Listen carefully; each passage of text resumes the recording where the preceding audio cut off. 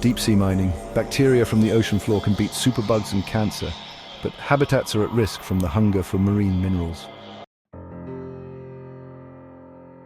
When Professor Matt Upton found that a microbe from a deep-sea sponge was killing pathogenic bugs in his laboratory, he realized it could be a breakthrough in the fight against antibiotic-resistant superbugs, which are responsible for thousands of deaths a year in the UK alone.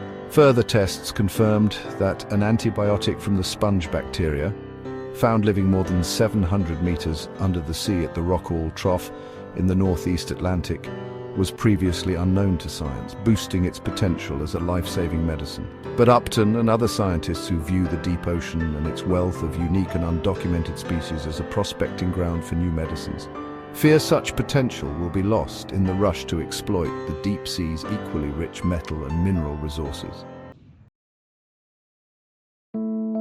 We're looking at the bioactive potential of marine resources to see if there are any more medicines or drugs down there before we destroy it forever, says Upton, a medical microbiologist at the University of Plymouth.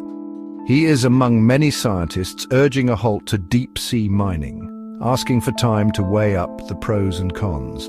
In sustainability terms, this could be a better way of exploiting the economic potential of the deep sea, he argues.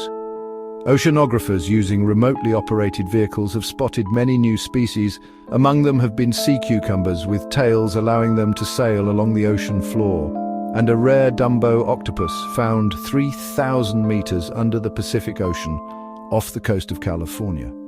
Any one of these could offer life-saving potential. Upton estimates it could take up to a decade for a newly discovered antibiotic to become a medicine. But the race towards commercial mining in the ocean abyss has already begun. The deep sea contains more nickel, cobalt, and rare earth metals than all land reserves combined, according to the US Geological Survey. Mining corporations argue that deep-sea exploration could help diversify the supply of metals and point to the fact that demand for resources such as copper, aluminium, cobalt for electric car batteries, and other metals to power technology and smartphones is soaring. They say that deep-sea mining could yield far superior ore to land mining with little, if any, waste. Different methods of extraction exist, but most involve employing some form of converted machinery previously used in terrestrial mining to excavate materials from the seafloor at depths of up to 6,000 meters, then drawing a seawater slurry containing rock and other solid particles from the seafloor to ships on the surface. The slurry is then dewatered and transferred to another vessel for shipping.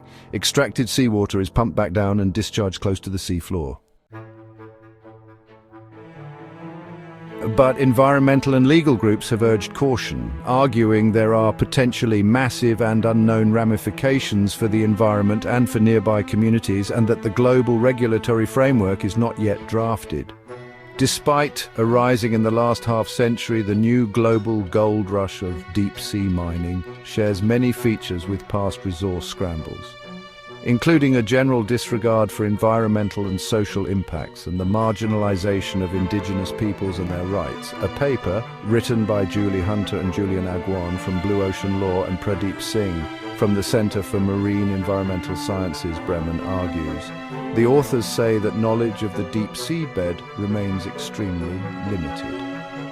The surface of the Moon, Mars, and even Venus have all been mapped and studied in much greater detail, leading marine scientists to commonly remark that, with respect to the deep sea, we don't yet know what we need to know.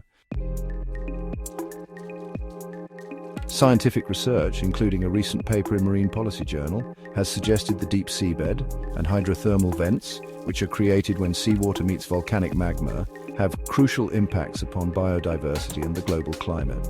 The mineral-rich vents and their surrounds are also home to many well-known animals, including crustaceans, tube worms, clams, slugs, anemones, and fish. It's becoming increasingly clear that deep-sea mining poses a grave threat to these vital seabed functions, the paper says. Extraction methods would produce large sediment plumes and involve the discharge of waste back into the ocean, significantly disturbing seafloor environments, the paper continues. On deep-sea vents, scientists are clear, says Dr. John Copley of the National Oceanography Centre, Southampton. We don't want mining on them. The oceans occupy around 70% of the planet and are relatively unexplored, says Mike Johnston, chief executive of Nautilus, a Canadian underwater exploration company. It makes sense to explore this untapped potential in an environmentally sustainable way instead of continually looking at the fast-depleting land resources of the planet to meet society's rising needs. Those leading the global rush to place giant mining machines thousands of meters below the sea surface say the environmental impacts will be far lower than on land. But critics say exotic and little-known ecosystems in the deep oceans could be destroyed and must be protected. Mining will be the greatest assault on deep-sea ecosystems ever inflicted by humans, according to hydrothermal vent expert Verena Tunnicliffe at the University of Victoria in Canada. She argues that active vents must be off-limits for mining to protect the new knowledge and biotechnology spin-offs they can deliver, and that strict controls must be in place elsewhere.